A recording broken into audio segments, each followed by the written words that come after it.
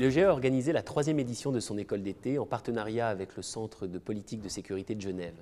Cette année encore, il a été décidé de s'interroger sur les enjeux contemporains de la sécurité, de la défense et de la transition démocratique au Maghreb et au Sahel. De nombreux intervenants internationaux, issus du secteur privé ou du secteur public, des universitaires, des professionnels, sont venus partager leur expérience et leur expertise avec un public sélectionné, ciblé, qui avait décidé pendant 3 jours et demi de se consacrer pleinement au débat. Le format de l'école d'été est en effet un petit peu particulier pour le GE. Il permet de s'ouvrir vers les professionnels, vers les universitaires, qui souhaitent approfondir des enjeux importants pour le développement du Maroc et la stabilité de la région.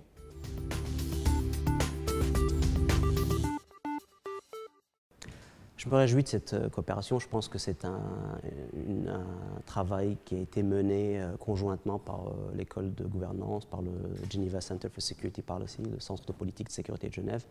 L'objectif était essentiellement de capaciter un groupe de jeunes chercheurs, de jeunes qui travaillent dans ces questions, sur ces questions, jeunes et moins jeunes d'ailleurs, fondamentalement chercher à élargir leur champ de connaissances sur des thématiques qui sont en flux, qui sont en transition, des questions qui sont difficiles à cerner parfois dans une période un peu complexe, en travaillant sur 2 grands axes, celui des transitions, donc c'est le grand après-printemps arabe, à la fois dans l'Afrique du Nord et le Moyen-Orient bien entendu, mais également le Sahel et inévitablement la Méditerranée. Donc ces 3 champs interpénétrés, comment essayer de comprendre ce qui se passe, des événements qui sont en flux, comme je disais.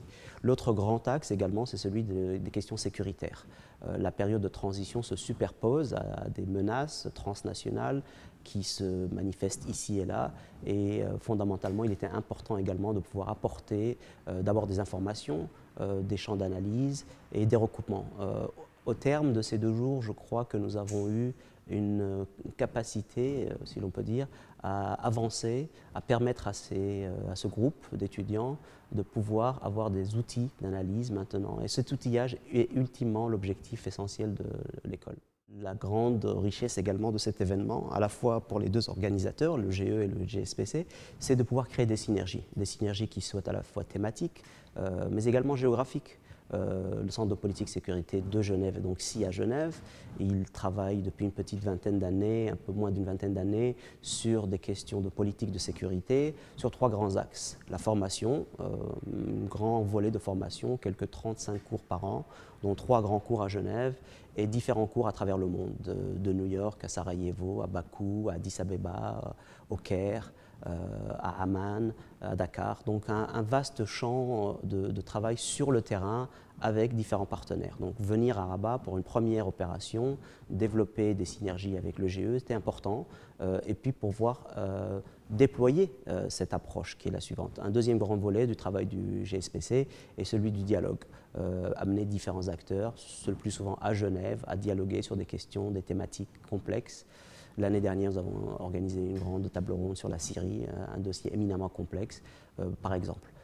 Et un 3e axe est celui, bien entendu, de la recherche. Les publications, c'est le volet think tank du centre.